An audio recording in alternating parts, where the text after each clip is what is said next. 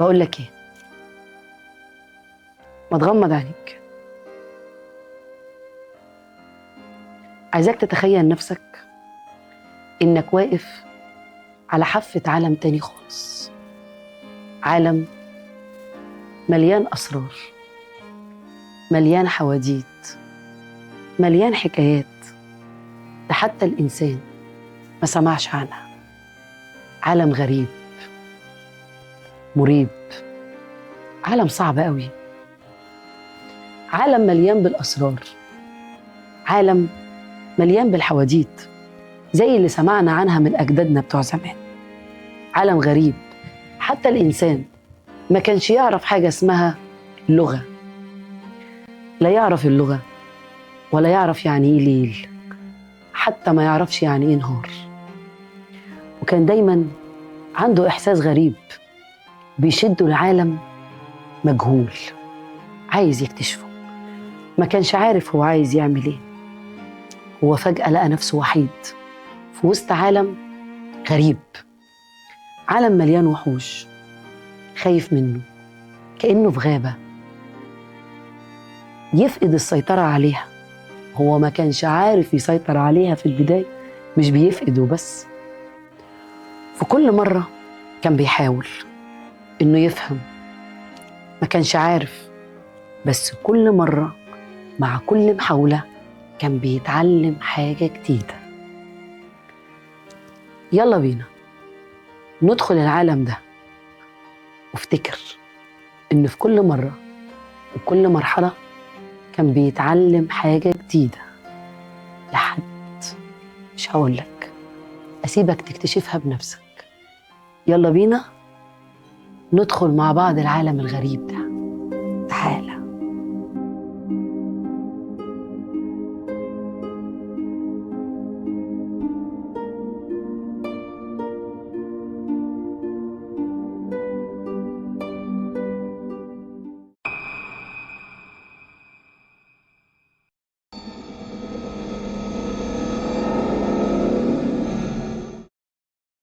أول علاقات الإنسان بالبيئة كانت علاقة التقديس والتأليح. الإنسان في بداية العلاقة كان بيسكن الجبال والكهوف، وبعد كده بدأ ينزل من الجبل ويخرج من الكهف. بس لقى إيه بقى؟ لقى بيئة موحشة يصعب السيطرة عليها. لقى فيضانات وأعاصير وزلازل وسيول وبراكين. بعد كده بدأ الإنسان يفكر، فدخل مرحلة جديدة اسمها مرحلة التفسير والتوظيف. وبطل الحكاية كان أرسطو، لما بدأ يعمل التأملات وفسر وقال إن الأرض هي مركز الكون، وطالما الأرض مركز الكون إذا هي هدية من الإله أهداها لي، فأنا سيد هذا الكون. ودخلنا على العصر الحديث، وهنا ظهرت مرحلة الاستغلال والسيطرة، ظهر العلم، ظهرت التكنولوجيا، ظهرت التجارب وظهرت الأبحاث. بدأ الإنسان يعمل المصانع ويعمل الكباري، بدأ الإنسان يستغل كل حاجة لخدمته. وتعالى ندخل على العصر المعاصر، عرف فيها الإنسان باستنساخ. بدأ الإنسان يلعب في الهندسة الوراثية ويغير في أشكال النباتات وأعمار الحيوانات. برع الإنسان باستخدام المبيدات الكيماوية، واستخدم الأسلحة النووية وعمل حروب بيولوجية. الإنسان طحن كل حاجة في البيئة، قهرها ودمرها تدمير راب. عرف الإنسان غلط ودخل مرحلة الاحترام والصون، وتأكد إن من أفسد شيئا عليه إصلاح. عرف الغلط فبدأ يصلح غلط، يعمل قوانين ويعمل تشريعات، ندوات، مؤتمرات. عمل على إيقاظ أخلاقيات البحث العلمي وشجع على البحث العلمي، وندم على غلطته ورجع يصاحب البيئة ويحبها ويحترمها ويخاف عليها. السلام عليكم ورحمة الله وبركاته، حبايبنا في كل مكان، من اسكندرية لأسوان ومن الساحل للورديان. ايه رأيك؟ ما تقولش بقى لا لا لا لا لا، شغل فاخر من الآخر. تمام؟ احنا بقى هنعمل ايه يا باشا؟ احنا هنشتغل طول السنة كده، هنعمل حلقات، ولا تقول لي جعفر العمدة في زمانه، انسى، ولا مسلسلات رمضان معانا محمد سامي وزرياب. هنعمل حلقات السرداب، كل مرة هناخد ملخص بسيط على الدرس في أقل من 5 دقايق زي برومو للحلقة. وبعد كده حبيبي بنشتغل بنشرح حصتنا بشكل تقليدي جدا جدا جدا، مع حبة فرد عضلات عليك. تاني يا أنس لو سمحت نزل لي الكلام ده حبيبي. زي ما قلت لك هنا هوت، دي أرقام تليفونات الشحن فودافون كاش، ودي أرقام تليفونات الدعم، والواتساب والاستفسارات. وجوه الحصه لو دخلت هتلاقي رقم تليفوني الشخصي انا حطاه لك. حبيبي اتمنى يا رب يكون برنامج السرداب او حلقات السرداب نالت اعجابك. خد بالك ان السرداب ده ما هو الا ملخص للنص ساعه اللي احنا بنعملها كل مره، بس بنجزأها بشكل جميل، يعني شكل كرياتيف شويه. شفتني وانا عامله لك فيها ماجد الكدواني؟ يلا يلا يلا يلا يلا يلا يلا يلا يلا يلا. لا ايه يا ميس في ايه؟ ايه يلا. بص بقى يا حبيبي، بيقول لك الحته ديت حته جديده نزلت في المنهج الجديد ده، بمختصر الليله بيفرق لك ما بين الفلسفه النظريه والفلسفه التطبيقيه. مش لذيذه؟ اه والله ما لذيذه يا ابني، بس التركايه دي لذيذه. ما انا مش فاهم حاجه، والتركايه دي ألذ وألذ، مش واخد بالي. طب انا هقول لك حاجه بسيطه جدا، تعالى كده معايا. بص يا سيدي، احنا بقى عاملين لك شويه سبورات حلوه قوي هنشتغل فيها مع بعض. بالبلدي كده، انا عندي كام نوع من انواع الفلسفه؟ انا عندي نوعين. ايه ده، هم بقوا 2؟ عندي نوعين. زمان كان عندي نوع واحد اسمه الفلسفه النظريه. انت معنى ذلك انك عايزه تقولي ان الفلسفه النظريه هي الاول. بالظبط. تعالى نحلل الكلام اللي بين السطور. الفلسفه النظريه هي فلسفه مين؟ طاليس، سقراط، افلاطون، ارسطو، وفلاسفه الشرق القديم كمان. بس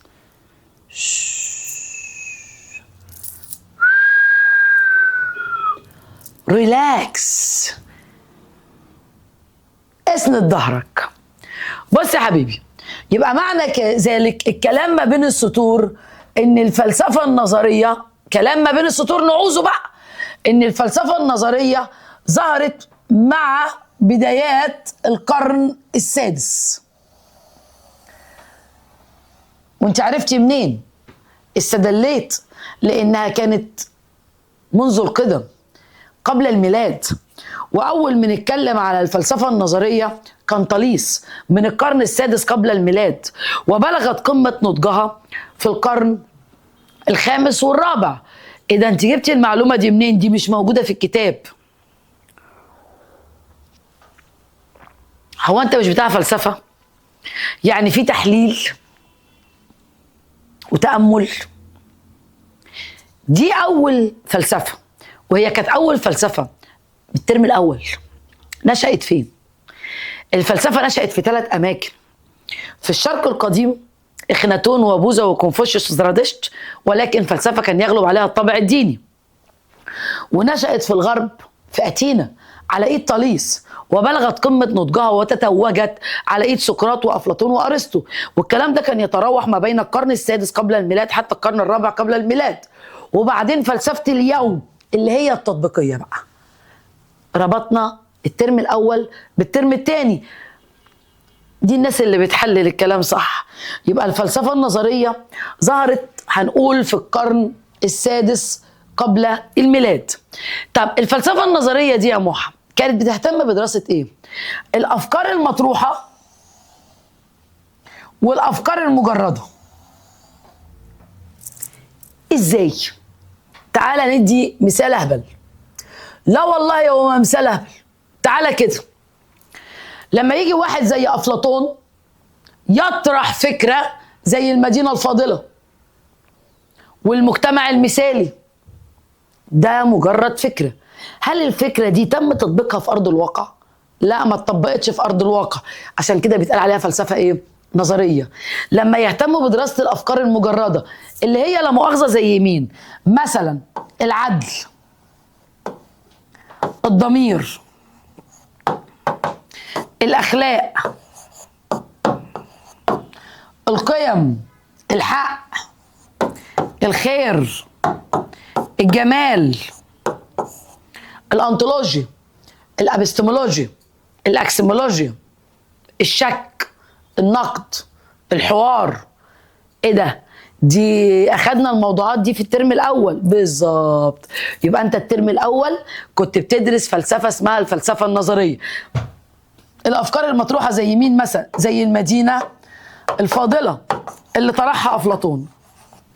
الكلام ده لا يمت للواقع باي صله، دي فلسفه نظريه مفيش ليها اي علاقه بالواقع. متفقين؟ النهارده بقى احنا مش في المدينه الفاضله. اسكت، دي الناس بقت تاكل بعضها. انت ما بقتش في المدينه الفاضله. انزل لي بقى بالاجنحه دي على ارض الواقع، ادرس لي الواقع. حلو قوي. يبقى الفلسفه التطبيقيه ظهرت امتى؟ بص الكلام الحلو يا معلم، بيقول لك في النص الثاني من القرن العشرين.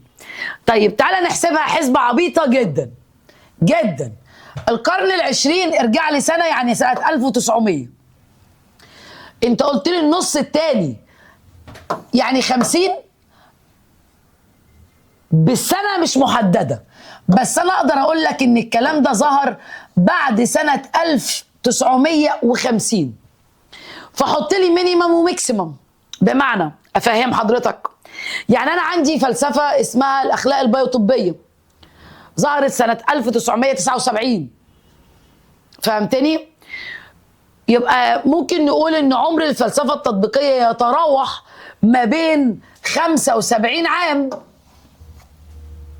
ما انت لو حسبتها من بعد 1950 75 سنه، يعني من عمر جدك. بس هي 75 سنه ده ماكسيمم، هو مينيمم 65.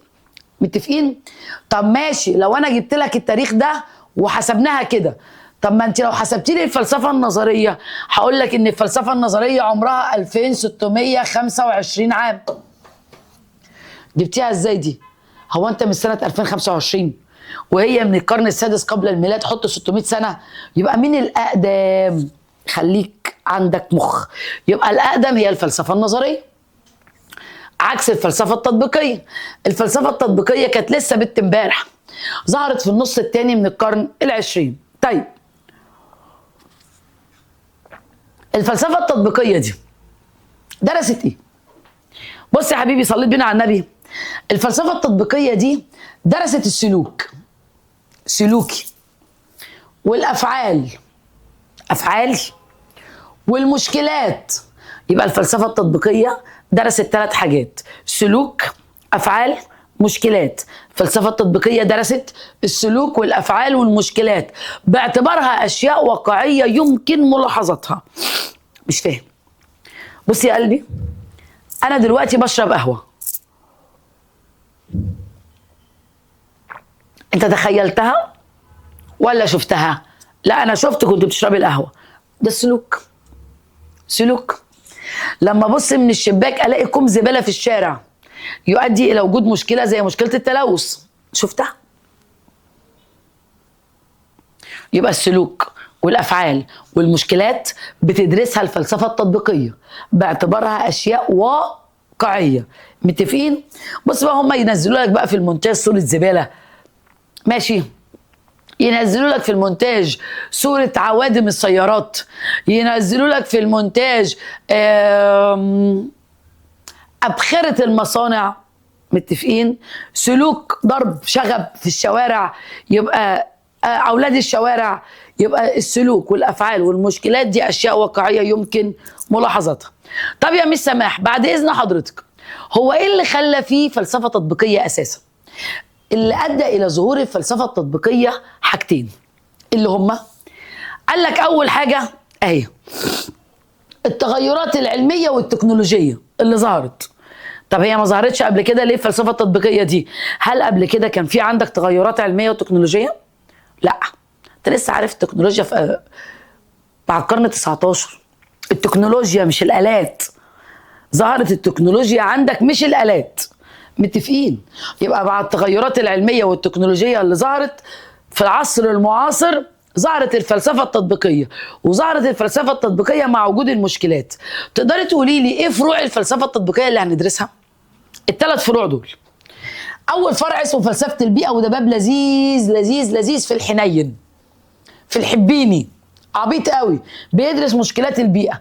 أحلى باب فيهم فلسفة الأخلاق البايوطبية. مين يا أختي؟ البايوطبية.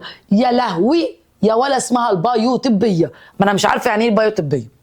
بص، كان في نوعين من الأخلاق، حاجة اسمها الأخلاق البيولوجية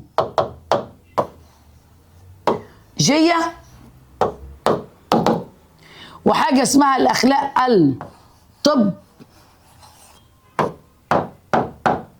الطبية. يبقى أنا عندي أخلاق بيولوجية وأخلاق طبية. البايو أنا هاخد حتة البايو دي وحتة طبية دي، هاخد حتة البايو وحتة طبية واسميها الأخلاق البايو طبية. يبقى فلسفة الأخلاق البايو طبية هي دمج بين الأخلاق البيولوجية والأخلاق الطبية. طب ممكن تقولي لي دي درست إيه؟ يا أخويا أقول إيه ما درستش إيه؟ ليه؟ يا لهوي، الفلسفة دي درست مشكلات كتير قوي، منها مثلا على سبيل المثال وليس الحصر، درست إيه يا سيدي؟ بص يا سيدي، عايز أكتبها لك فين؟ ماشي. مثال، البيوطبية درست استئجار الأرحام، بنوك الأجنة، الاستنساخ، القتل الرحيم، الجينوم البشري، بنوك المني، التحويلات الجنسية. باشا درست استئجار الأرحام دي يا ميس، ده أنا لسه حتة عيل في أولى ثانوي. الستات بدأت تأجر أرحامها وبدأوا يعملوا بنوك أجنة، والأجنة دي بقيت أستخدمها للأبحاث والتجارب العلمية. عملت استنساخ وهي صورة طبق الأصل من حضرتك. القتل الرحيم لما إنسان يكون بيتألم ويتعذب فأنا بنهي حياته بهدوء. ما حكم القانون وما حكم الدين وما حكم الأخلاق في كل هؤلاء؟ يبقى أنا بتكلم على فلسفة البيئة، بتكلم على فلسفة الأخلاق البيوطبية، بتكلم على فلسفة أخلاقيات المهنة. إيه فلسفة أخلاقيات المهنة دي؟ كل مهنة ولها أخلاقياتها. المدرس ليه أخلاقيات، بمعنى بص يا حبيبي، المدرس لازم يراعي ربنا في التصحيح وما يسربش الامتحانات وما يميزش في المعاملة ما بين الطلبة والطالبات وما يبصبص للبنات، فاهمني؟ وما يزيفش الدرجات. خد لي بالك انت قاري، دي اخلاقيات مهنة التدريس. طب واخلاقيات الطبيب؟ ما يتاجرش في الاعضاء ولا يعمل عمليات محرمة وغير مقبولة. واخلاقيات مهنة القاضي والمحامي والمهندس والاعلامي، كل مهنة وليها اخلاقياتها. يبقى انا عندي 3 ابواب دلوقتي: فلسفة البيئة، فلسفة الاخلاق البيوطبية، فلسفة اخلاقيات المهنة، وعندي كمان فلسفة تانية اسمها فلسفة القيم.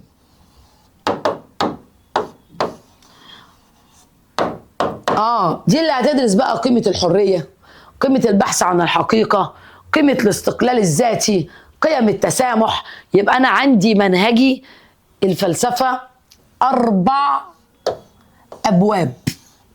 ال4 أبواب عبارة عن فلسفة البيئة، الأخلاق البيوطبية، أخلاقيات المهنة، فلسفة القيم. دن. طيب تعالى بقى، دي ملاحظة جحدة، دي ملاحظة جحدة جامدة. مفيش ولا مدرس في الجمهورية خالص، بس بعد الفيديو ده صدقني كلهم هيقولوها. ايه بقى الملاحظة الجحدة دي؟ ايه المنهج المستخدم ما بين الفلسفة النظرية والفلسفة التطبيقية؟ منهج واحد. أبلا استنى، أبلا اصحي الكلام. الفلسفة التطبيقية غير الفلسفة النظرية. المنهج واحد. ميس، الفلسفة النظرية كانت قبل الميلاد والتطبيقية من عمر جده. المنهج واحد. عارف لو قالوا لك هيتم اكتشاف فلسفة يوم القيامة، منهج واحد. في فلسفة في الفضاء الخارجي، منهج واحد. في فلسفة في أعماق البحار، منهج واحد. في فلسفة اسمها فلسفة أم محمد، منهج واحد. ده غير فلسفة أم أحمد، منهج واحد. أي حاجة اسمها فلسفة بتستخدم منهج واحد، هو المنهج التأملي التحليلي العقلي النقدي. ايه ده؟ ايه؟ احنا كنا اخدينها في الترم الأول بالظبط. يبقى المنهج المستخدم هنا أو هنا هو المنهج التأملي التحليلي العقلي النقدي. يبقى أي منهج في الدنيا، أي منهج في الدنيا هو المنهج، أي منهج فلسفي، أي منهج فلسفي هو المنهج التأملي التحليلي العقلي النقدي. يعني لو جالي كلام في وسط الكلام وقال لك إيه العناصر المشتركة ما بين الفلسفة النظرية والفلسفة التطبيقية، المنهج المستخدم. زائد الحتة دي تمهيدية وجديدة. طيب تعالى بقى نتكلم على الفلسفة البيئية. تعالى نشرح بطريقة أنا ما بحبهاش. ليه؟ طريقة وحشة. تشرحي بيها ليه؟ غلاسة. ما المقصود بالفلسفة البيئية؟ بصي، يقول لك هي إحدى فروع الفلسفة التطبيقية. تهتم بدراسة إيه؟ التي تهتم بدراسة البيئة ومشكلتها. يعني بص كده معايا سيكا، خلاص الكلام ده قلناه والملحوظة قلناها خلاص. هنا بيعرف لي الفلسفة البيئية. بص بقى بطريقة نظرية نمطية، يقول لك ايه؟ الفلسفة البيئية هي أحد فروع الفلسفة التطبيقية، لأنها هي التي تهتم بدراسة البيئة ومشكلتها الناتجة عن التقدم العلمي والتطور التكنولوجي الهائل. زائد ريحي لي بقى على جنب لو سمحت.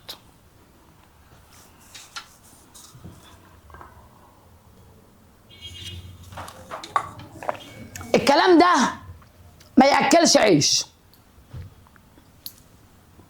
نريح.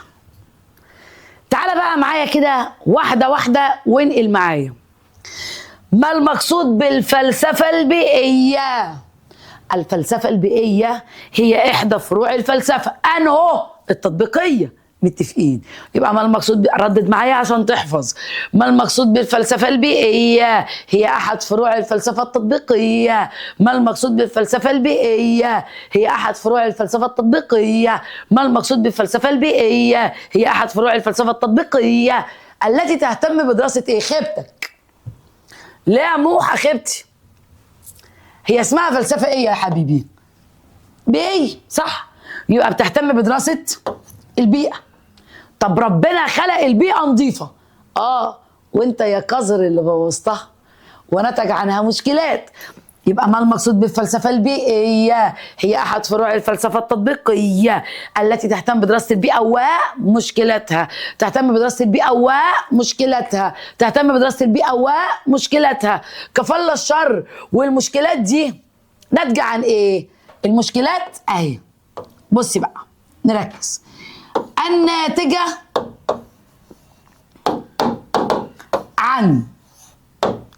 عن ايه؟ التقدم العلمي بس والتطور التكنولوجي الهائل. يبقى المشكلات دي جات لي منين؟ من التقدم العلمي والتطور التكنولوجي الهائل. يبقى ما المقصود بالفلسفة البيئية؟ هي أحد فروع الفلسفة التطبيقية. ما المقصود بالفلسفة البيئية؟ هي أحد فروع الفلسفة التطبيقية التي تهتم بدراسة البيئة ومشكلتها الناتجة عن إيه؟ عن التقدم العلمي والتطور التكنولوجي الهائل. حلو. طب يا باشا هو التقدم العلمي والتطور التكنولوجي الهائل ده وحش؟ اسكت. ما هو التقدم العلمي والتطور التكنولوجي الهائل ده أدى إلى تدمير حياة. حبيب قلبي، حبيب قلبي، حبيب قلبي، أدى إلى تدمير حياة كل من. دمر حياة كل من مين؟ بص يا قلبي، دمر حياة النبات ودمر حياة الحيوان، دمر حياة النبات ودمر حياة الحيوان، وعلى رأسها الإنسان. الله الله، الإنسان ليه؟ شغلي مروحة ديت عشان الدبانة دي. الله، الإنسان ليه؟ اسكت، هو أنا ما قلتلكش؟ لا ما قلتيش. طب صلي على النبي عليه الصلاة والسلام. قول لي يا قلبي، هو طباخ السم ايه؟ شاطر، بيدوقه. واللي بيشيل قربة مخرومة بتخر على دماغه. ومن أفسد شيئا عليه إصلاحه. عارف يعني إيه بقى من أفسد شيئا عليه إصلاحه؟ يعني حبيبي، مش أنت خربتها؟ صلحها بقى. مش خربتها؟ صلحها بقى. ايه ده، هو انا كنت اقصد اخربها؟ لا، ما هي هبت منك. هي هبت منك، معلش معلش معلش. السكينه سرقتك. التقدم العلمي والتطور التكنولوجي اللي انت عملته خرب حياه النبات. ازاي يا ابني؟ ده انت عمال تهجن. كيوي من موزه وموزه من كيوي، والبطيخ دخل في القلقاس، والقلقاس دخل على الخضار. يا ابني انت هجنت. طب والحيوانات يا خرابي؟ امال السلعوه دي ايه؟ ده انت حبيبي بدات تلعب في اشكال النباتات ولعبت في اعمار الحيوانات. واللي شالت قربه مخرومه خرت على دماغك، جت كمان على دماغ مين؟ الانسان. حلو، يبقى تعالى بقى كده ندلعها. دلعها يا لولو. ما المقصود بالفلسفه البيئيه؟ هي احد فروع الفلسفه التطبيقيه. ما المقصود بالفلسفه البيئيه؟ هي احد فروع الفلسفه التطبيقيه التي تهتم بدراسه البيئه ومشكلاتها. تهتم بدراسة البيئة ومشكلاتها. الناتجة عن ايه المشكلات؟ الناتجة عن التقدم العلمي والتطور التكنولوجي الهائل اللي دمر حياة مين؟ النبات والحيوان وعلى رأسها الإنسان. دمر حياة مين؟ النبات والحيوان وعلى رأسها الإنسان. ومن هنا ايه بقى؟ خلاص بقى، اصحى صحصح فوق. اصحى صحصح فوق للكلام. اعمل ايه؟ اقول لك انا بقى. تعظيم سلام.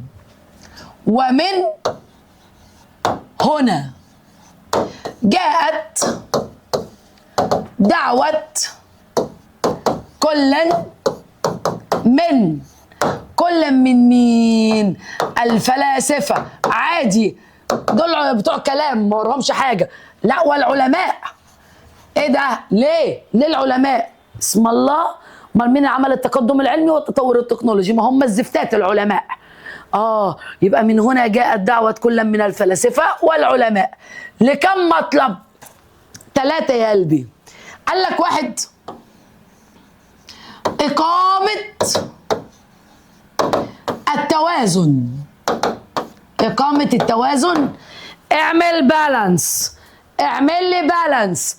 إقامة التوازن بين ايه؟ حاجتين. 1، مطالب الإنسان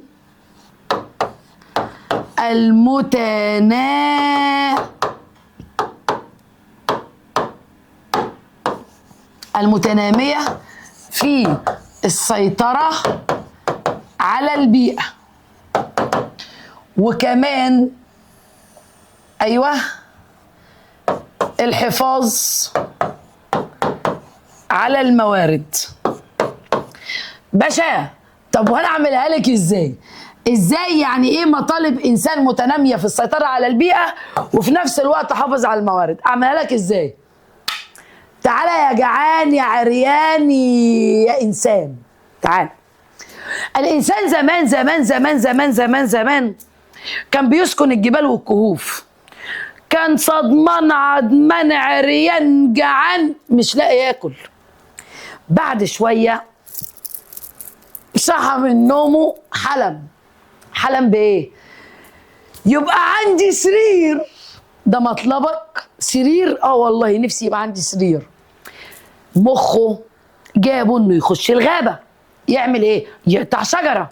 بعد ما قطع الشجره عمل سرير، وعشان الانسان بطبعه طماع ما يملاش عين امه غير التراب، تديله صباعك يطمع وياكل في دراعك. قال لك ربنا رزقني بهدمتين، عايز دولاب، يعني هتعمل ايه؟ هاخد شجره كمان. بقى اخدت شجرتين عملت سرير ودولاب، واتنين كومودينو، بقوا 3 شجرات، سرير ودولاب وكومودينو وشجرتين سفره. 5 يا عم، واتنين انتريه. 7 يا عم، واتنين ليفينج. 9 يا عم، واتنين اوضه اطفال. 11 يا عم، وواحده اعمل بيها دولاب مطبخ. 12 يا عم، وواحده اعمل منها جزمات. 13 يا عم، واتنين اعملهم مكتبات. 15 يا عم. كفايه يا واطي يا انسان. الانسان هنا مطالبه مالها؟ متناميه. يعني ايه مامي متناميه؟ متناميه يا قلب مامي يعني متزايده. مطالب الانسان متناميه يعني مطالب الانسان متزايده. حلو.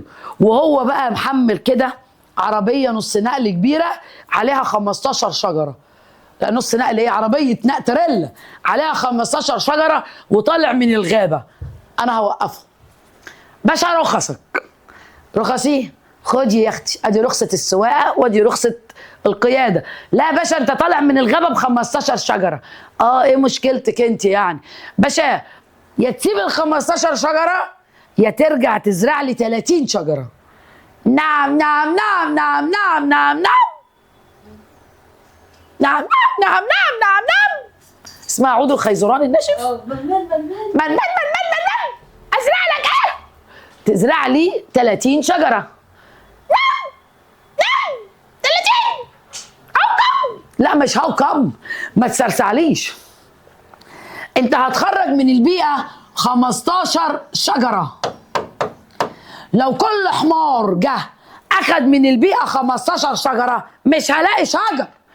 ازرع لي بقى 30 شجره عشان احافظ لك على مين؟ على الموارد. يعني اللي خرجه باليمين ازرعه بالشمال. طب انا هطلع 10 شجرات، ازرع 20. طب هطلع 5، ازرع 10. طب هطلع 10، حط 30 كده يعني. فهمتني؟ يبقى لازم ان نعمل هنا ايه؟ بالانس. زي السمك، البحر بحر ربنا، روح اصطاد زي ما انت عايز. الحكومه جت قالت لك ايه؟ كل ما انت عمال تصطاد من البحر خد يا اخويا من التل يختل. هتعمل ايه؟ اصطاد زي ما انت عايز، بس في شهور اسمها شهور التزاوج. لكش دعوه بالسمك في الشهور دي. ليه؟ سيبه يتجوز عشان يبيض. اسيبه يبيض ليه؟ ما انت لما تسيبه يتجوز والسمك يبيض يبقى انت بتحافظ على الموارد. انا سايب لك البحر طول السنه، في شهرين بتوع التزاوج ما تجيش جنبهم بقى يا حبيبي. ما نجيش بقى في راس القرد ونشم في الشهرين دول، مشيها راس. يبقى اقامه ايه؟ التوازن بين مطالب الإنسان المتنامية في السيطرة على البيئة والحفاظ على الموارد. إقامة التوازن بين مطالب الإنسان المتنامية في السيطرة على البيئة والحفاظ على الموارد. 1. 2. ضرورة احترام حقوق الكائنات الحية. من حق النباتات ومن حق الحيوانات هواء نظيف، ميه نظيفه، تربه نظيفه. كمان ضروره احترام حقوق الاجيال القادمه. لو الولد بتاع المونتاج ظابط حياته، الاجيال القادمه تسمع عن الملك فاروق. هو ده تطلع لي صورته بقى. الملك فاروق عمل ايه؟ في عهد الملك فاروق الراجل ده تم اكتشاف المنجم ده. منجم ايه ده بقى؟ منجم السكري. واو، ده اجمد منجم ذهب في العالم. الراجل ده قالوا له تعالى افتتح المنجم ده. فالراجل ده طلع صايع، راح جاي الراجل ده قافل لهم المنجم ده. احنا جايبينك تفتتحه مش تقفله. قال لك اقفله عشان ده مش من حقنا، ده من حق الاجيال القادمة. صعب كلامي؟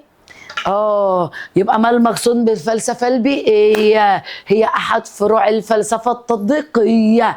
ما المقصود بالفلسفة البيئية؟ هي أحد فروع الفلسفة التطبيقية التي تهتم بدراسة البيئة ومشكلتها الناتجة عن التقدم العلمي والتطور التكنولوجي الهائل اللي أدى إلى تدمير حياة كل من النبات والحيوان، لا كده، النبات والحيوان وعلى رأسها الإنسان.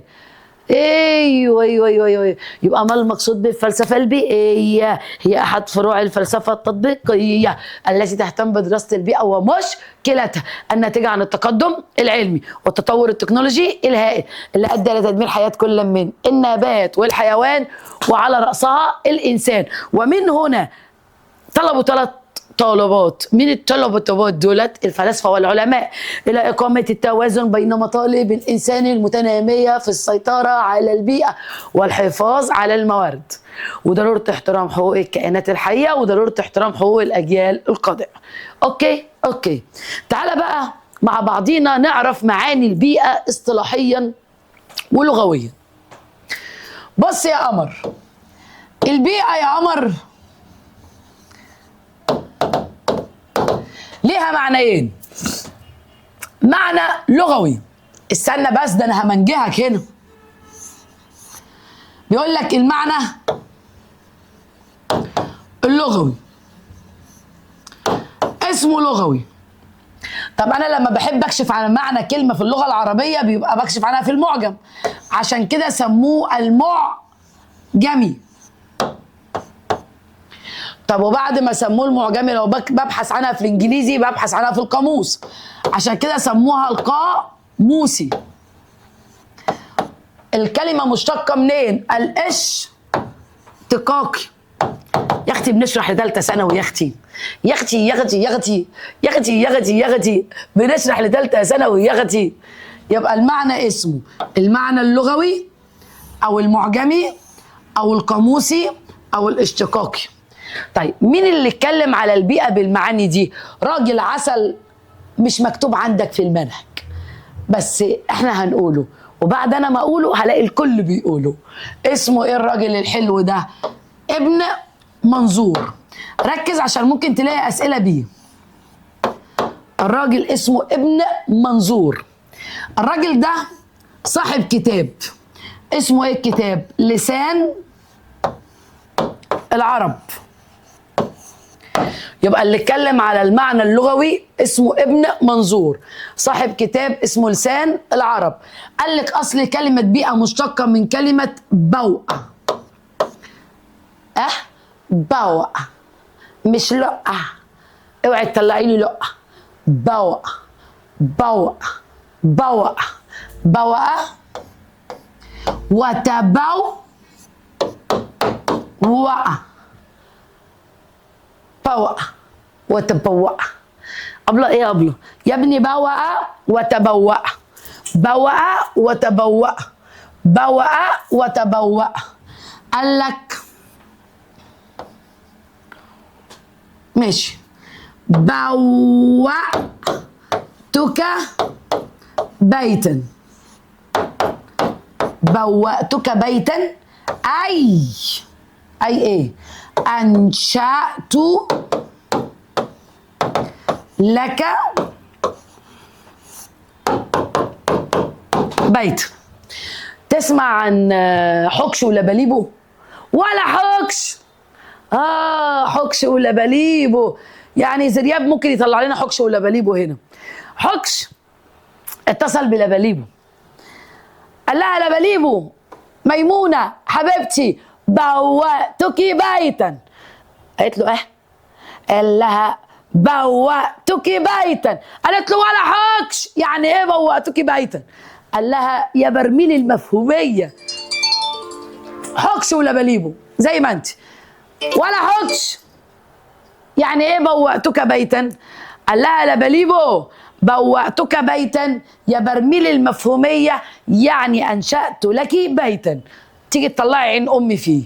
يبقى كلمة بوأتك بيتا أي أنشأت لك بيتا. يبقى كلمة بوأتك بيتا معناها أنشأت لك بيتا. يبقى الأصل الاشتقاقي لكلمة بيئة مشتقة من فعل كلمة بوأ وتبوأ. بوأ وتبوأ، بوأ وتبوأ، بوأ وتبوأ. بوأتك بيتا أي أنشأت لك بيتا. إذن البيئة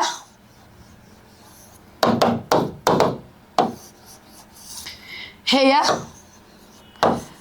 المكان الذي ينزل فيه الكائن الحي ويتخذه مكانا له. البيئة هي المكان الذي ينزل فيه الكائن الحي ويتخذه مكانا له. يعني البيئة هي المكان أو الدار أو المنزل أو الموطن أو المأوى. ده معنى كلمة البيئة. يبقى الأصل الاشتقاقي لكلمة بيئة مشتقة من أصل فعل كلمة بوأ وتبوأ. بوأتك بيتا أي أنشأت لك بيتا. يبقى البيئة هي المكان الذي ينزل فيه الكائن الحي ويتخذه مكانا له ويتخذه مكانا له ويتخذه مكانا له ويتخذه مكانا له. يعني أنا سماح صبحي دلوقتي، أنا الآن أتبوأ المنتزه. يعني إيه تتبوأي المنتزه؟ أتبوأ يا متخلف. أتبوأ المنتزه يعني أنا دلوقتي قاعدة في المنصة بتاعتي في المنتزه، قاعدة فيها. بعد نص ساعة سوف أتبوأ ميامي، هنزل منطقة ميامي. يوم السبت الجاي أتبوأ القاهرة، خد لي بالك أنت. يوم الجمعة أتبوأ العجمي والورديان. يبقى البيئة بالمعنى الاشتقاقي أو القاموسي أو اللغوي أو المعجمي هي المكان الذي ينزل فيه الكائن الحي ويتخذه مكانا له. ماشي، ده البيئة بالمعنى الاشتقاقي. طب البيئة ليها معنى تاني، المعنى الاصطلاحي. ماما يعني ايه اصطلاحي؟ يعني تعرفها بقى. اللي اتكلم عليها اسمه اتلغى من عليك، هو مش عندك اساسا ومحدش هيقوله، بس انا قلته يبقى الكل هيقوله. اسمه ايه الراجل؟ افتكر ان انا اول من قلته لك، ابن عبد ربه. الراجل اسمه ايه؟ ابن عبد ربه. عمل كتاب سماه اسم العقد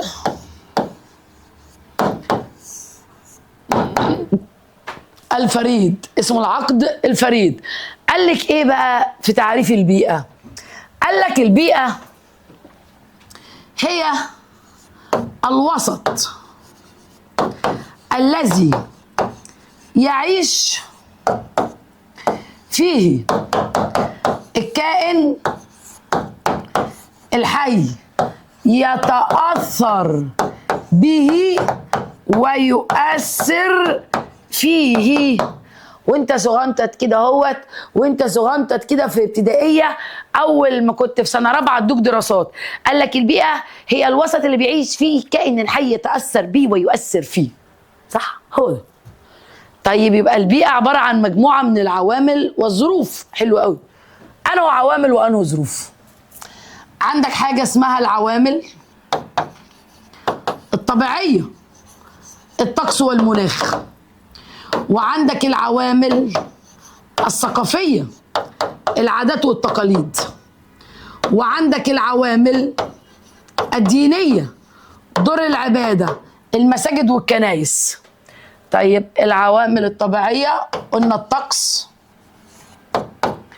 والمناخ، حار جاف صيفا دافئ ممطر شتاء.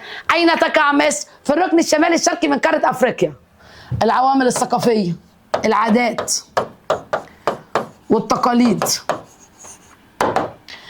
العوامل الدينية، دور العبادة اللي هي المساجد والكنائس.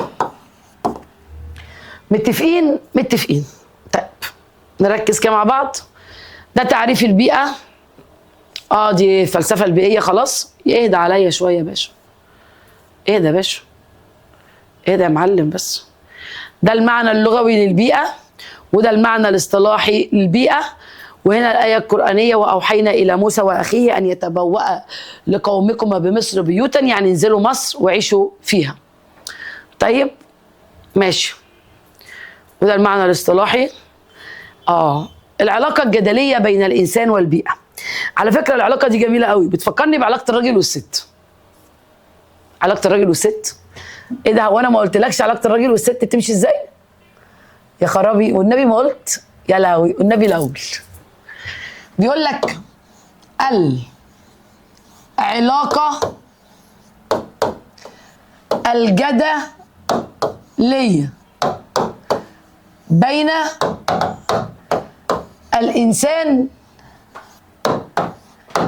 والبيئة. بقول لك ايه، لو انت مكسوف تسألني يعني ايه علاقة جدلية، يعني علاقة تبادلية، تأثير وتآثر. مرة البيئة تلب الإنسان ومرة الإنسان يلب البيئة، مرة البيئة تأثر في الإنسان ومرة الإنسان يأثر في البيئة. علاقة جدلية 1 2 1 2 1 2، مسكوه ضربوه 1 2. اوكي طيب، العلاقة ديت مرت بكم مرحلة؟ 5. استنى بس هقولها لك بطريقة لذيذة. المرحلة الأولى اسمها مرحلة التقديس والتأليه، والتانية اسمها مرحلة التفسير والتوظيف. بس اوعى تاخدها عليا كوميكسات، ها. والمرحلة الثالثة مرحلة الاستغلال والسيطرة.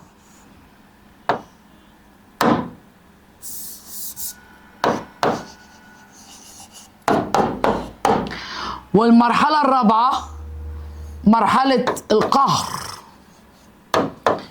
والاستبداد. والمرحلة الخامسة مرحلة الصون والاحترام.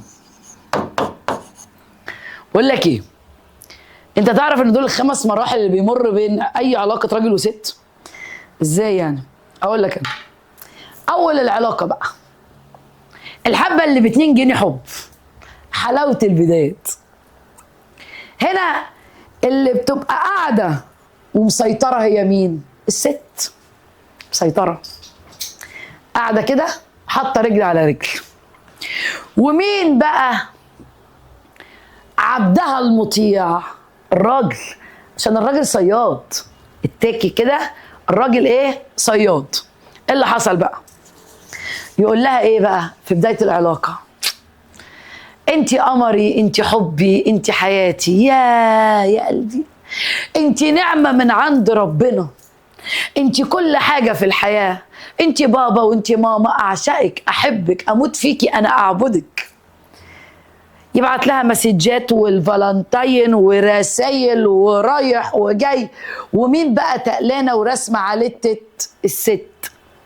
ومش حاطاه في دماغها خالص، وكل شويه تهدده: خد دبلتك، لو النبي. لا لا، ازاي يا حبيبتي، ما اقدرش اعيش من غيرك، انا بحبك، انا انت كل حياتي، ابعد، لا امشي، لا بموت فيكي، انت عايزه ايه؟ قلبي سجاده خطي عليها. انت كده يا قطه في مرحله التقديس والتأليه. طولي العلاقه والنبي، عشان ب2 جنيه مش هتلاقيهم تاني. اصل انا بعد الجواز هشتغل. اشتغلي يا حبيبتي، انت اندبندنت وومن. مرتبي ليكي يا ماما. اخص عليكي، انت متجوزه راجل، انا راجل، ما بصش لفلوس واحده ست ابدا.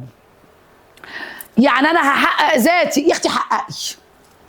نقعد في العلاقه دي فتره ايه؟ الخطوبه، وانت اندبندنت وومن، والمراه المستبده، وها هي يا تقديس وتأليه.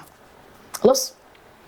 وانت المتوحشه اللي بيخاف ايه منك، بيخاف منك، مسيطره، ممشياه على المسطره، حبيبتي مسيطره. يا سلام، وحبيبي على نياته، كل البنات اخواته. نزلي لي الاغاني دي بقى. وبصي ايه، ما يجيش جنب حد، وكل ما يبص لواحده يعمل لها كده مرتبط الشبشب، ما اقدرش. حبيبتي دول ب2 جنيه قبل الخطوبه، بنمشي كمان الخطوبه وناخد شهر العسل وعسل ونغسل. ايه خلاص، هو ايه اللي خلاص؟ كان فيه وخلص. هو مين؟ خلصت التقديس والتأليه.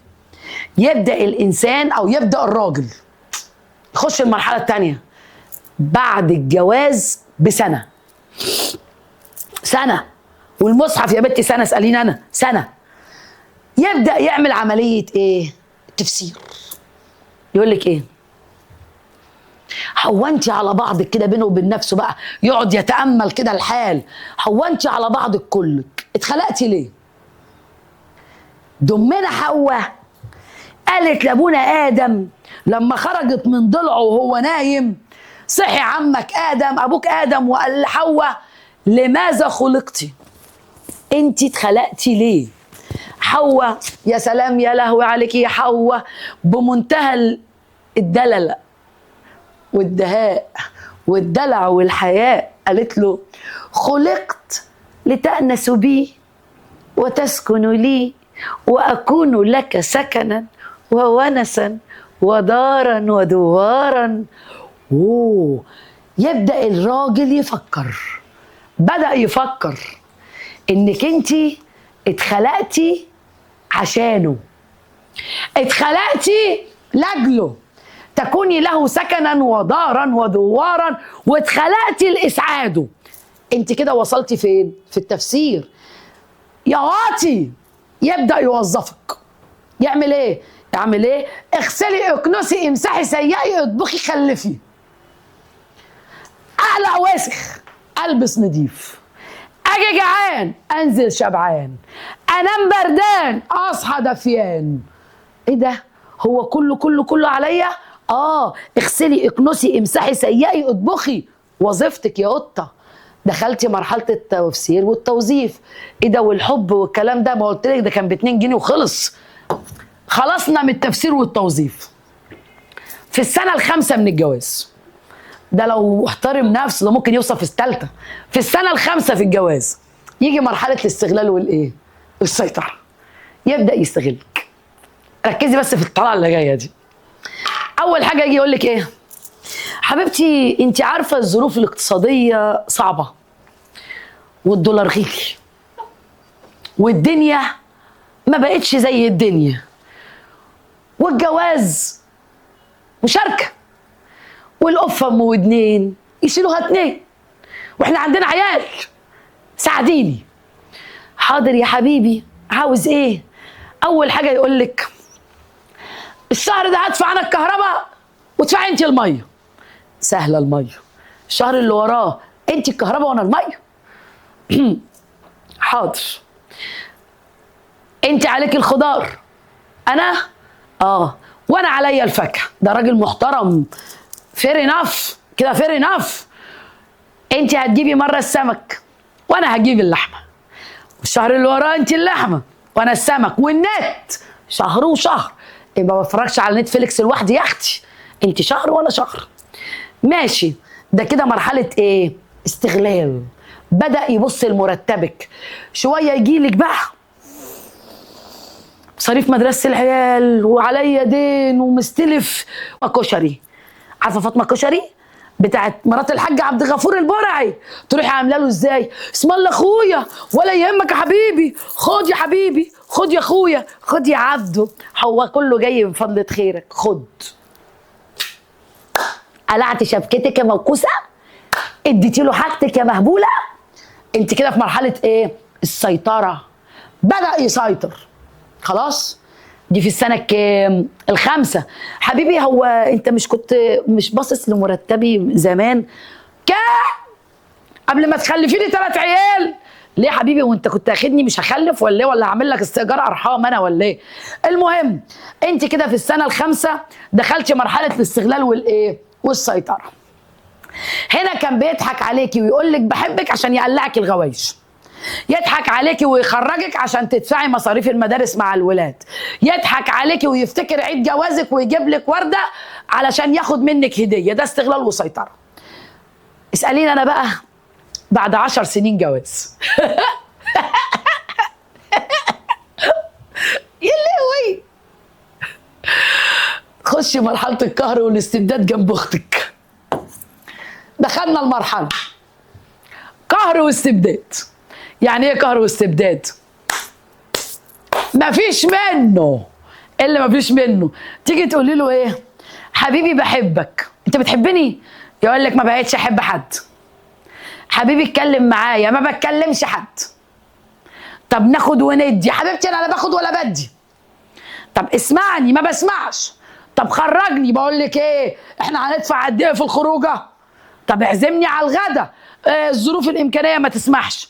مش بيكسر الخاطر، ده بيطحن الخواطر، بيطحنها. يخرب بيتك بتقهرني. القهرة جاية اصبري. يبدأ بعد شوية يعرف عليكي سحلية، وبعد السحلية، عارفة السحلية بتاعت زمان؟ اهي لسه موجودة. يعرف عليكي سحلية، وبعد السحلية تتفاجئي انه متجوز عليكي. يا لهوي. ومكان ما تحطي راسك حطي رجليك. لا ويرميكي في البيت ويروح عندها. ده بعد كام سنة يا اختي؟ بعد 10 11 سنة جواز. دي مرحلة القهر والايه والاستبداد. في حكمة بتقولك ان كتر الكبت يولد الانفجار، صح؟ انت مين هنا بقى عمال يدي فوق الدماغ، عمال يدي فوق الدماغ، عمال يدي فوق الدماغ؟ الراجل. مين مستسلمة وفي حالة خضوع وخنوع واستسلام؟ المرأة الزوجة. حلو. لحد ما يكفر بقى، تكفر بقى وتجيب اخرها وتقول له كفايه كفايه، اعطيني حرياتي اطلق يدي. الاستقلال التام او الموت والزؤام. خلصت. طلقني. يقول لك بس كده؟ هو بيرسم عليكي، هو ما يقدرش يطلقك. يقع، ما يقدرش. طلقني. طب لو راجل طلق، لو ذكر طلق، على فكرة ممكن أطلقك. طب ثواني بقى. هدومك جنب باب الشقة. الشقة من حق الزوجة. أنا حاضنة معايا 3 عيال، والشقة من حقي، وعايزة مقدمي ومؤخري ونفقتي ومتعتي ومصاريف الولاد. تمام؟ تمام؟ كل ده أنا عايزاه. تمام؟ عشان تعرف تتجوز عليا كويس. يبدأ يقول لك ايه يا رمضان؟ انا بهزر يا رمضان. حبيبتي انت صدقتي؟ لا خلاص مش هعمل كده تاني. يعني مش هعمل كده تاني. يعني مش هعمل كده تاني. خلاص مش هعمل كده تاني. انا بحبك، انا بحترمك، انا بعبدك، انا خلاص ما بقاش في منه. ابعد عني، انا مش طايقاك، مخصماك، ابعد عني، انا مش طايقاك. والله يا ست الكل هعمل لك كل اللي انت عايزاه. هتعمل لي ايه؟ هرجع احترمك صون واحبك النبي. والله هرجع احترمك واحبك واخد بالي منك ومن العيال واعمل لك اللي انت عايزاه.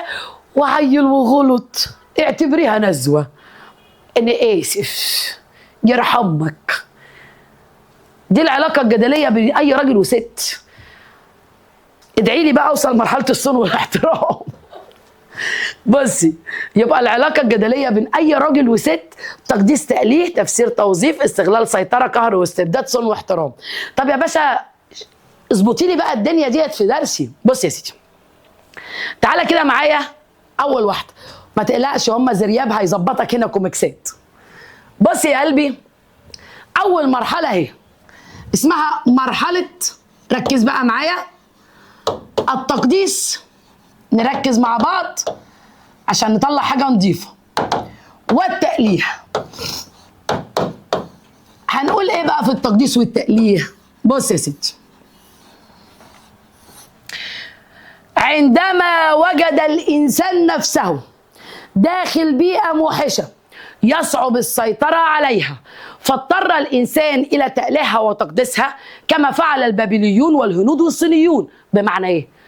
الأول البيئة كانت متوحشة، يعني إيه؟ فيضان، جبال، زلازل، سهول، براكين، يا لهوي، والإنسان عامل إيه؟ غلبان، ساكن الكهوف وساكن الجبال. نيل بيفيض، هتعمل ايه؟ الانسان بطبعه واطي. عارف المبدأ؟ ايه هو المبدأ؟ اقول لك انا، الايد اللي ما تعرفش تعضها بوسها. وان كان لك حاجه عند الكلب قول له يا سيدي، ولو ليك حاجه عند حد عديله، ولما تخلص حاجتك اديله. بدأ الانسان يعمل كده. شاف نهر النيل، انا الدنيا حر، حاتم روح عليا. شاف نهر النيل، النهر النيل بيفيض، حلو. انت بتخاف منه ولا بتحبه وتحترمه؟ لا، انا بخاف منه وبحبه وبحترمه. بخاف منه في موسم الفيضان، وبحبه وبحترمه ووطي، وبحبه وبحترمه لانه بيجيب لي الطمي والخصب والخصوبه. هتعمل ايه؟ حبيبي ايه؟ عبد نهر النيل. كان في بقر متوحش بقرون ماشي في قلب البيئة. هتعمل انت ايه؟ انا خايف من البقر. هتعمل ايه؟ في غيرها؟ حتحور، عبد البقرة وسماها حتحور. التمساح اللي في النيل، يا مامي بخاف منه. هتعمل ايه؟ اعبده. الشمس بحبها بتدفيني، رع، امون، اتون. يبقى انت رايح جاي عمال تهرهر على نفسك، عمال تعبد فين؟ في البيئه. خوف ولا محبه؟ خوف ومحبه وحب واحترام كله. طب امتى اختار مرحله التقديس والتأليه؟ لما الاقي في السؤال كلمه اساطير. نركز بقى في محركات البحث اللي عندنا. اساطير، آلهة، عبادات، ترهيب، تبجيل، قاف ميم. كل دولت يودوك لمرحلة التقديس والايه؟ والتأليه. ماشي. مرحلة التفسير والتوظيف. تعالى بقى يا جميل على المرحلة الحلوة دي، مرحلة التفسير والتوظيف. أول حاجة لازم تعرفها، ظهرت إمتى؟ ظهرت في اليونان قبل، يعني قاف ميم يعني، وظهرت في بداية العصر الحديث. إيه اللي حصل؟ هنا ظهر عندي واحد اسمه أرسطو وواحد اسمه طاليس. اللي حصل، أرسطو عمل حاجة اسمها تأملات في الكون والبحث في أصل الإنسان وأصل الأشياء وأصل الكون، واتكلم على حاجة اسمها مركزية الأرض وسيادة الإنسان. بدأ يعمل حاجة اسمها التفكير. أفهمك الليلة هنا تبتدي من عند مين؟ أرسطو. نركز مع بعض كده في حتة صغننة. الراجل اللي اسمه أرسطو ده بص على الكون، قال لك ده الكون، والكون بيبقى له مركز. المركز ده اللي هو مين؟ الأرض. قال لك ايه ده؟ هو انا عايش فين؟ انت عايش على الأرض اللي هي ايه؟ مركز الكون. بدأ يفسر، بدأ يعمل تأملات فلسفية، بدأ يبص ان الأرض مركز الكون، ولما تبقى الأرض مركز الكون دي حاجة حلوة مش وحشة. يعني الأرض اخدة لوكيشن جامد فخم فخامة قوي، حلو. وانا الإنسان الإله عيشني على هذه الارض. تمام. اذا انا سيد كل المخلوقات دي، انا عمهم، يا عمهم واحسن منهم كلهم، انا عمهم واحسن منهم كلهم. عمل ايه الانسان؟ قال لك نهر النيل ده جاتي خيبه، انا كنت بعبده ازاي؟ ده اتخلق عشاني. الارض دي بتاعتي، البقر ده اتخلق عشاني، الارض ومن عليها ملكي انا. بدأ يعمل عملية تفسير وتوظيف، بدأ يوظف النباتات والحيوانات لخدمته. حلو، يبقى أول ما الاقي كلمة يونان وعصر بداية العصر الحديث وأرسطوطاليس وتأملات في الكون والبحث في أصل الإنسان وأصل الأشياء وأصل الكون ومركزية الأرض وسيادة الإنسان، وبدأ عملية التفكير، بدأت الفلسفيات الطبيعية، بدأ ان الانسان ايه؟ يفكر. احنا هنا في مرحلة التفسير والتوظيف. تمام. زي الراجل ما بدأ يفسر ان الست اتخلقت ليه ولخدمته، فبدأ يوظفها لخدمته. ماشي، ندخل المرحلة الثالثة. مرحلة ايه بقى الثالثة دي؟ مرحلة الاستغلال. دي بعد 5 سنين. دي الاستغلال والسيطرة. نركز مع بعض في المرحلة دي الله يكرمك. مرحلة الاستغلال والسيطرة ظهرت فين؟ في العصر الحديث نفسه، اللي هو بعد سنة 1600 وشوية. ظهرت معاه حاجة اسمها الثورة الصناعية والثورة العلمية، كل دي محركات بحث، والثورة الفرنسية. بدأ الإنسان يعمل اختراعات، بدأ الإنسان يعمل اكتشافات، بدأ الإنسان يعرف المصانع ويعرف طريق المعامل والتجارب والأبحاث. ظهر التفكير العلمي، يعني استخدم المنهج العلمي. ظهر واحد اسمه رينيه ديكارت، وظهر معاه واحد اسمه فرانسيس بيكون، وظهر هنا حاجة اسمها القوانين التفسيرية. بدأ الإنسان هنا يدخل المعامل ويكتشف ويخترع ويعمل أبحاث، وبدأ المنهج العلمي وبدأ المنهج التجريبي. وهنا بدأت، بص بقى، استغلال الكائنات الحية. التمساح ده اللي في نهر النيل كنت اهبل وبعبده، روحوا اصطادوه. ليه؟ عمل لك ايه التمساح؟ لا لا لا، عايز اعمل منه جزمه وشنطه وحزام. يا راجل، في حيوان اسمه المنك اصطادوه، الفرو بتاعه حلو قوي بيدفي. يا راجل، بقول لك ايه، الغزاله ليها قرون عجباني، روحوا اقطعوا لي قرونها، اقطعوا لي الغابات، الاشجار، ده وده. ايه في ايه؟ انا بس اللي عايش هنا. ندرة الحديث عن حقوق الكائنات الحيه، وانا بس اللي من حق اعيش. انت بس اللي من حقك اعيش، انا بس اللي من حق اعيش. ارسطو في المرحله اللي فاتت قال انا عمهم وانا بيهم كلهم، انا عمهم وانا بيهم كلهم وكلهم لخدمتي. انا دلوقتي هستغلهم كلهم. بدأ يعمل تجارب وابحاث على القطط والكلاب والفئران والضفادع. ماشي يا عم، دي مرحله الاستغلال والسيطره. يبقى اما الاقي منهج علمي، منهج تجريبي، ثوره صناعيه، ثوره علميه، تجارب، معامل، ابحاث، رينيه ديكارت، فرانسيس بيكون، اختار مرحله الاستغلال والسيطره.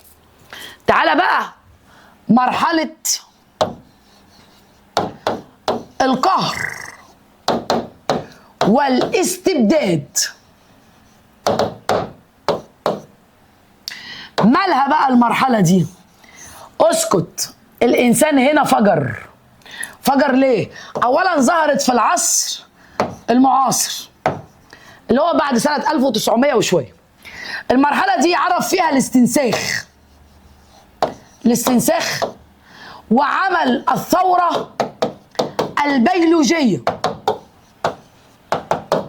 واستخدم الأسلحة النووية اللي موجودة في إيران دلوقتي والهند وباكستان، واستخدم المبيدات الكيماوية، وعرف الهندسة الوراثية، وعرف التهجين، وبدأ يستخدم استئجار الأرحام والقتل الرحيم وزراعة الأعضاء. بدأ الإنسان هنا يعمل تدمير، خراب، دمار. بدأ الإنسان يدمر كل حاجة. بدأ يستنسخ البشر، بدأ يخلي الستات تخلف من غير رجالة، بدأ يخلي الستات تستأجر أرحامها، بدأ يعمل حاجة مصيبة اسمها بنوك الأجنة. بدل ما أعمل تجارب على القطط والكلاب والفئران، أنا هعمل تجارب على البني آدمين بس، أنا وبس. إنسان، اوعي تقولي إنسان، لا أنا مش هقول إنسان، أنا هقول عليك شيطان الرجيم في مرحلة القهر والاستبداد. دمرت كل حاجة. ده هنا بقى الراجل لما يقهر الست يجيبها أرض حلوة أوي، لحد إيه؟ لحد ما نصل لمرحلة الكبت يولد الانفجار، اللي هي مرحلة الاحترام والصون. بدأت البيئة ترد. كفاية بقى، خد في وشك زلازل، سيول، براكين، امراض، كوليرا، ملاريا، طاعون، زفت الطين، كورونا، فيضانات، تسونامي، اعاصير. يا خلاص خلاص خلاص خلاص خلاص يا بيئة، خلاص يا واطي. مين بقى اللي بيجيب ورا دلوقتي؟ الإنسان. أنا كنت بهزر يا رمضان، ما بتهزرش. يعني مش عامل كده تاني، يعني مش عامل كده تاني. خلاص يا بيئة، أنا بحبك، أرجع أحترمك وأعبدك تاني. قالت له أقسم بالله ما يحصل، ولا تحترمني ولا تعبدني، مخاصماك، ابعد عني، أنا مش طايقاك. قال لها بحبك وبعبدك، خلاص مش عامل كده تاني. قالت له ما تلزمنيش. قال لها حلو، هعمل لك قوانين وتشريعات. الكلام ده ظهر فين بقى؟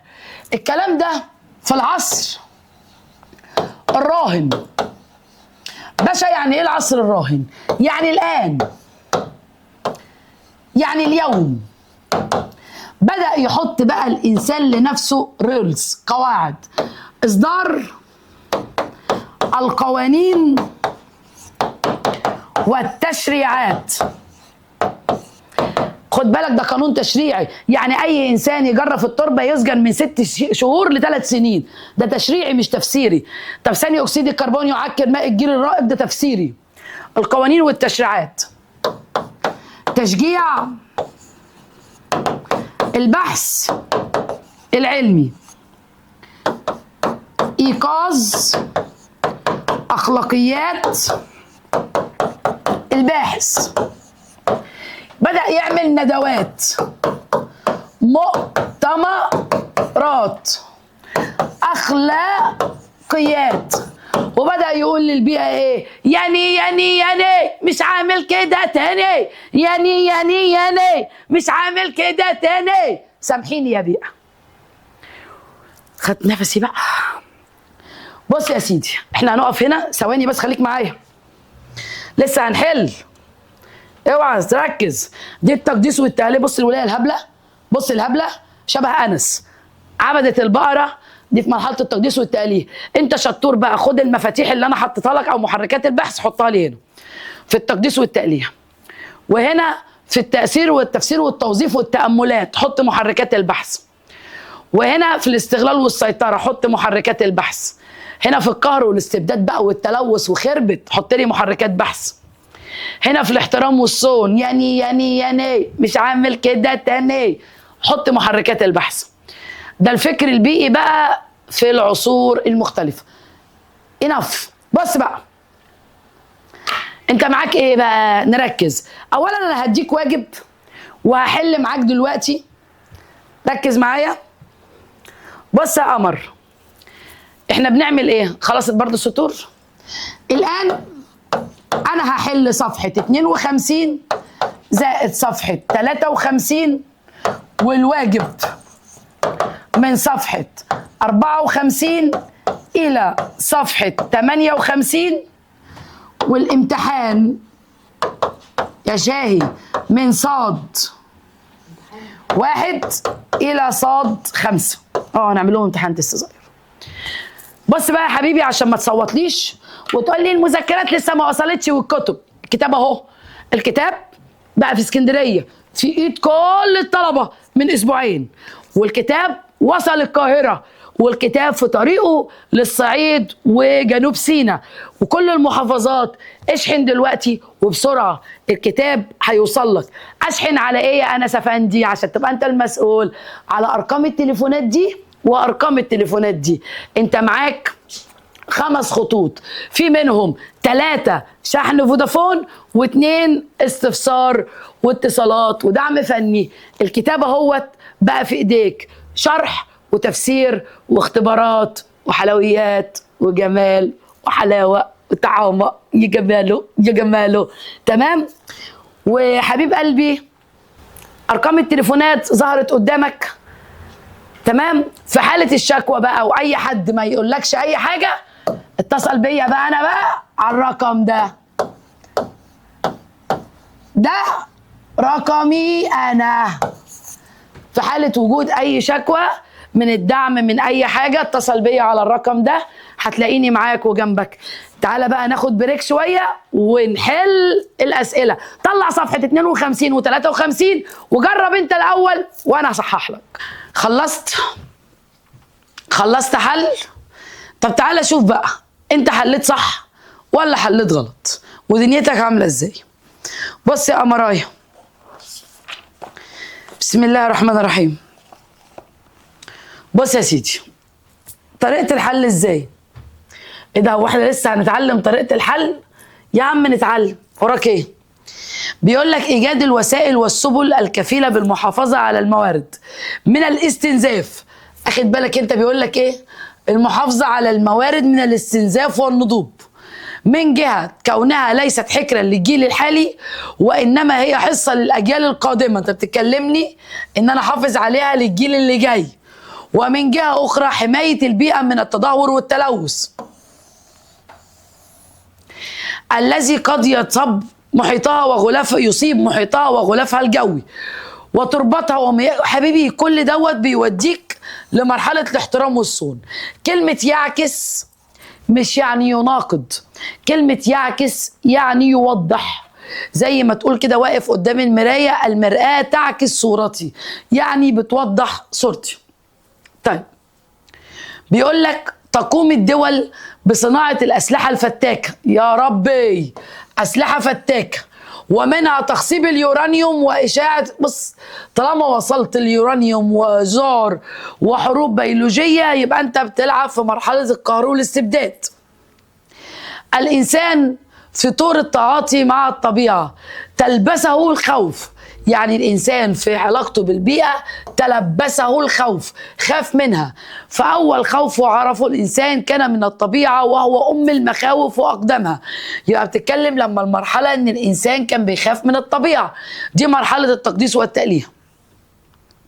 بيقول لك تعيش البشرية حالة من القلق على وجودها في الحاضر والمستقبل نتيجة تزايد نشاطها المدمر والمخل بالتوازن البيئي، وهذا يستدعي بشكل عاجل إعادة النظر في علاقة الإنسان بالطبيعة وتعقب ما تتعرض له الطبيعة من حرب وعنف أحدثته البشرية ضدها. يشير ما فوقه خط أهو كلمة إعادة النظر في علاقة الإنسان بالطبيعة وتعقب ما تعرضت له الطبيعة من حروب وعنف أحدثته البشرية ضدها.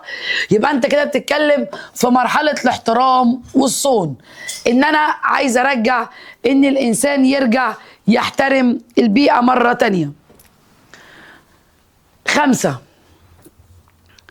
إن الدول التي اعتمدت على التوسع واستعراض القوة ضد الأضعف منها من ناحية امتلاك الأسلحة وغير ذلك هي المسؤولة عن كل تغيرات المناخ أولا، وعن ردود فعل الطبيعة الغاضبة. يمثل ذلك أحد مراحل تعامل الإنسان مع البيئة، وهي مرحلة، بص بقى يا سيدي، مرحلة هنا اسمها مرحلة إخلال التوازن.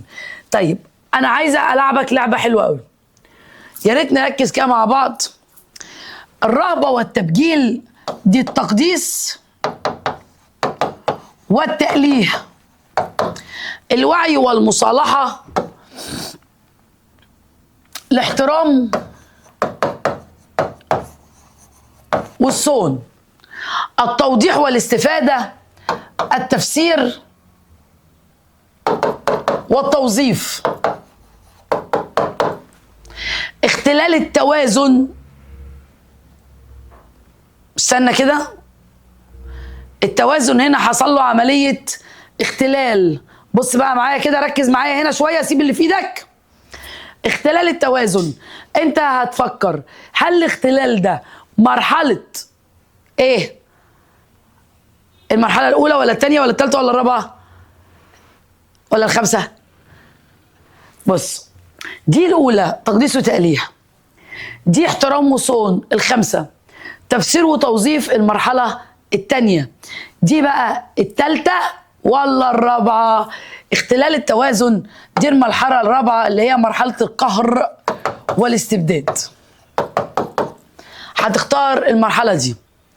بيقول لك لا مناص من موقف أممي يتحمل مسؤوليته في الدفاع عن الإنسانية ومحاولة السيطرة على الخسائر التي بدأت تتوتر، وواضح أن الطبيعة سائرة في طريق تلقين الإنسان الدرس الذي تنساه وتذكره بقوة لا تقهر. أنت عايز إيه؟ أنا عايز أرجع الإنسان يحترم الطبيعة مرة تانية، يبقى أنت هتلعب في مرحلة الاحترام والصون. بص الطريقة، سؤال 7 ده حلو قوي. قبل ما نقرأ السؤال، الرهبة من الطبيعة تقديس وتأليه، تفسير العالم ونشأة الكون تفسير وتوظيف، استغلال موارد الطبيعة وتسخيرها لخدمته الاستغلال والسيطرة، بنعملها كده، رغبة الإنسان في تغيير أشكال الحياة القهر والاستبداد. خلاص أنا ماليش دعوة بالأسئلة دي، أنا هلعب على المراحل. يقول جون ماري بعد تحالف العلم مع التقنية والذي تتلخص أهم مبادئه في استبعاد كل اعتبار أخلاقي في البحث العلمي، وعملا بمبدأ إن كل ما كان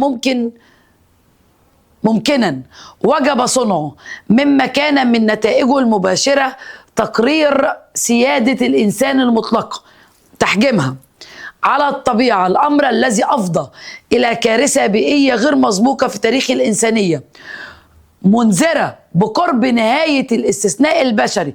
دي مرحلة القهر والاستبداد، عرفتيها منين؟ قرب نهاية البشر، خلاص هيبدأ يعمل الاستنساخ.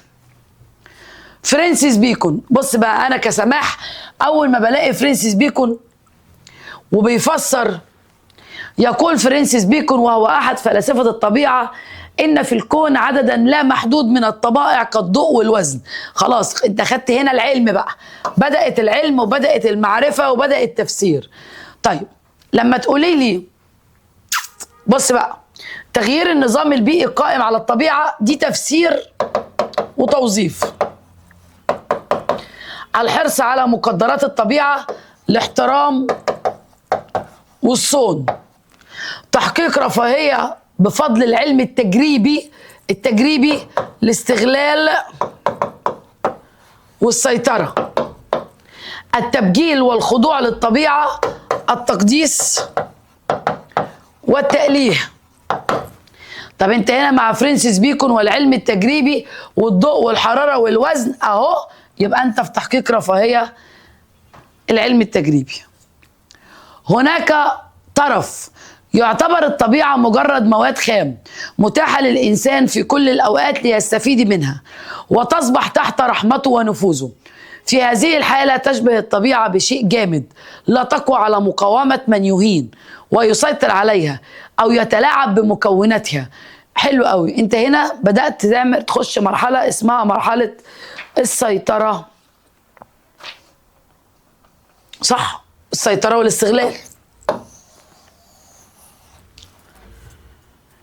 طب و10، يقول العالم البيئي إن إزالة الأشجار تماما من مساحة قدرها 25 كيلو متر مربع أدى إلى زيادة درجة حرارة المنطقة التي اقتلعت منها بمقدار درجتين مئويتين على الأقل، أي أن الخلل بمكونات البيئة يصاحبه مزيدا من الخلل.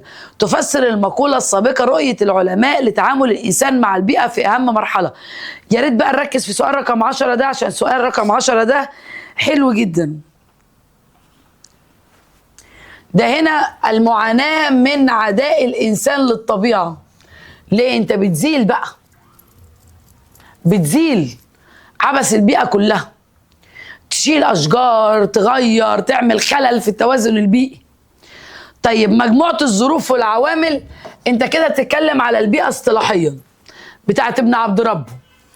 استغلال موارد كوكبنا دفع ثمن الطبيعة التي نتشارك فيها مع الكائنات الحية بشكل بات يهدد وجودنا جميعا. وأمام تغيرات كارثية كثيرة يسعى كثير من الناشطين للعمل على حماية البيئة. أنت عايز تحمي البيئة، يبقى المصالحة والحفاظ. طب معلش إيه المصالحة والحفاظ؟ اللي أقصد بيها الاحترام والصون. تمام؟ بص يا قمر، ركز عندي. صفحة 54 هتبقى بالنسبة لك حضرتك واجب، و55 واجب، و56 و57 نهايتك فين يا جميل؟ نهايتك صفحة 58. يبقى الواجب بتاعك، الواجب من صفحة 54 إلى صفحة 58. دي أول حصة فلسفة الترم الثاني، واحنا بدأنا الأسبوع ده شحن المذكرات بتاعتك، فاهدى شوية يا حبيبي. المذكرات هتوصل لك لحد باب بيتك.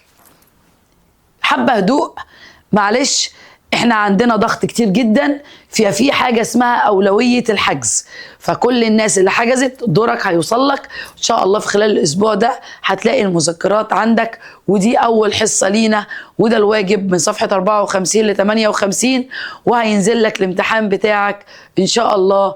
اشوفك على خير واستناك الحلقة الجاية. سلام.